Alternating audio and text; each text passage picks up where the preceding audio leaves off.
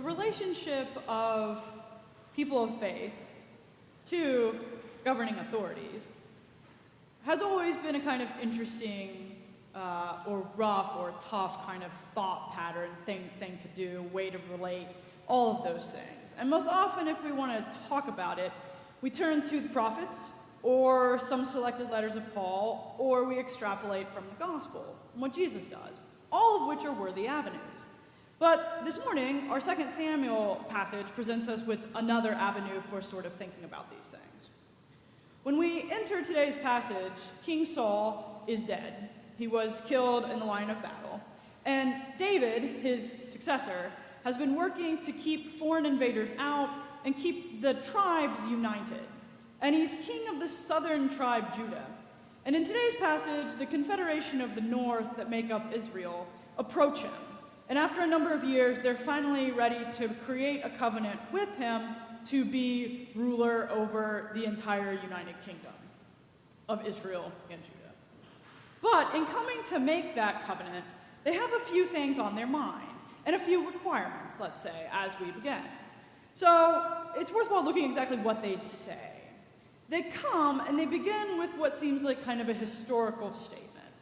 For some time, Saul was king over us, but David, you brought us in and brought us out.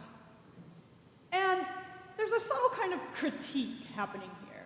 Saul was king over us, but David, you were actually kind of already acting in capacity as king. There's a critique of Saul. Saul was king over. That's not how kingship was supposed to work. And if you're familiar with the story, and even if you aren't, I suppose, one needs to know that King Saul wasn't a very good king. He really only thought about himself. And he was paranoid about losing power. Those kind of monarchs litter history books, right? And Saul is one of them. He's paranoid about it. He doesn't really think about anybody else. He's sort of out for himself. And he's obsessed with his rivalry with David. And so he doesn't pay attention, really, to the people. He's not concerned with their well-being.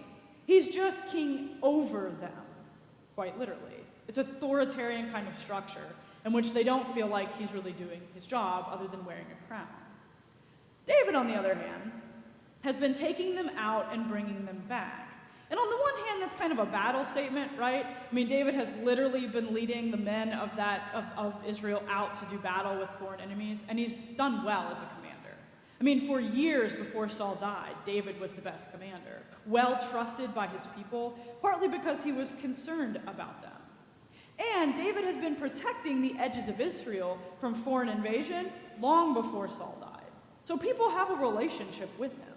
He hasn't set himself over them.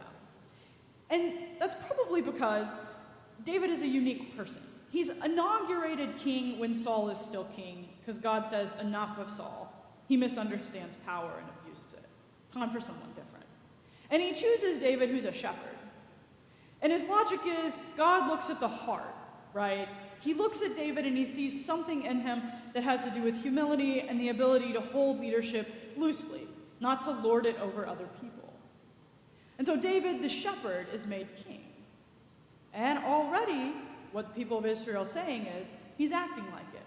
He's bringing the people out and bringing them back in safely.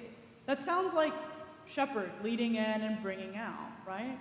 And it connects to the next statement the people of Israel make, the tribal leaders. They quote what God has said to David. So they know that God is involved in David having been anointed.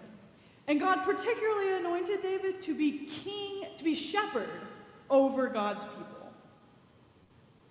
To be shepherd over God's people.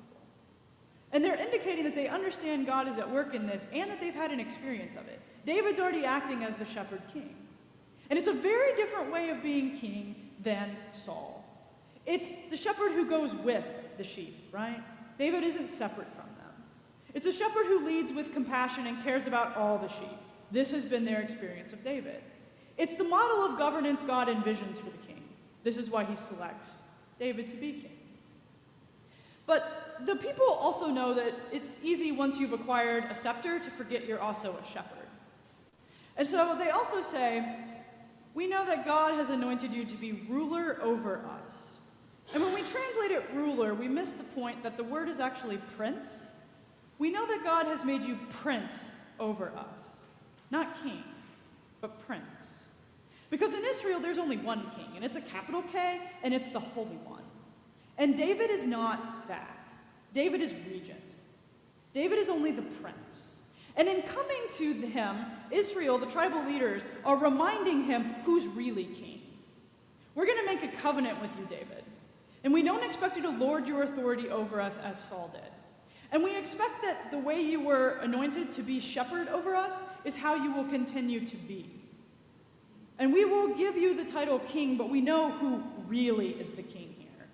The law has come from God. The authority in the end rests from God.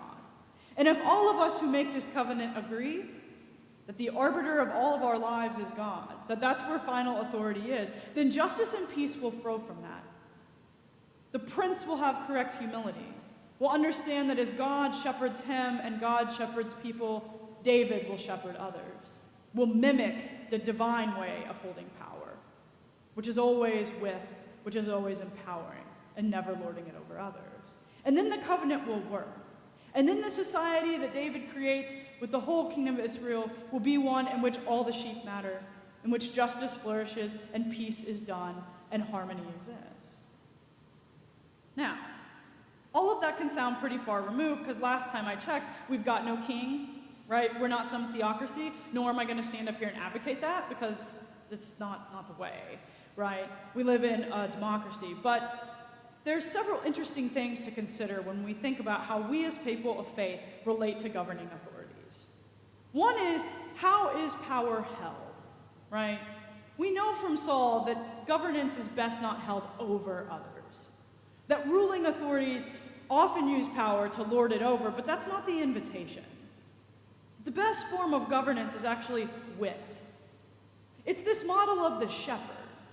And that can seem really quaint, and then sometimes we don't want to be associated with dumb sheep. But the metaphor breaks down at some point, right? The point of the metaphor is that a shepherd operates very differently than someone with a scepter. That a shepherd actually is with the sheep, actually cares about every one of them. Jesus tells some compelling parables about himself as shepherd, going off to claim the lost one, making sure all the sheep are saved. That the shepherd takes on the responsibility of caring for all of them. That's his role, her role, however you want to configure that. And that there's something about leadership in that might be worth our thinking when it comes to governance.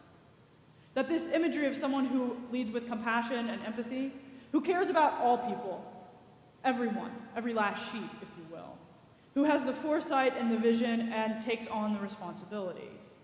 That shepherd image can work when we think about governance. But there's also something about authority in here too, which is not everyone's favorite word, right? It's not a popular word.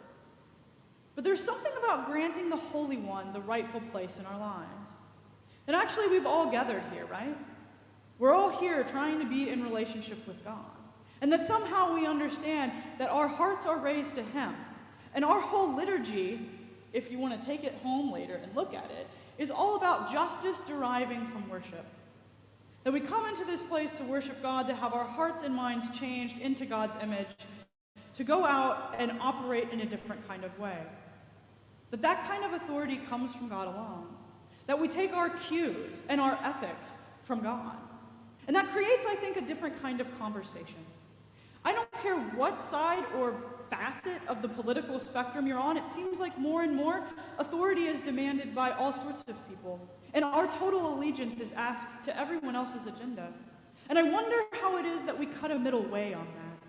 How we think more deeply about what it means to honor the authority God has in our lives, which isn't one that's wielded with a scepter, but wielded as a shepherd. That the invitation is to go and do likewise in the world, to care for all the sheep, and to hold people to account. We don't make covenants with people, but there is a social contract. The idea of a social contract runs straight through the middle of Western political philosophy. There's something about all of us in this together, holding one another accountable, and holding governing authorities accountable to do justice, to love peace. That's what our Book of Common Prayer said this morning as we prayed for the nation. That we do actually have a responsibility to do so in the image of the Holy One. It's difficult to talk about. There isn't an easy answer. I'm not offering you one. But I hope that passages like this, scripture like this one today, that might seem old, still speak to our hearts, that teach us something about wisdom and how we operate in the world, that help us ask good questions about how we are the people of God, how we hold authority and power, how we work out our social contract and ensure that all the flock, all of God's people, are loved and cared for as God imagines. That's what we're here for. And as our post-communion prayer says, we're sent out to love and serve others, certainly as Christ has loved us.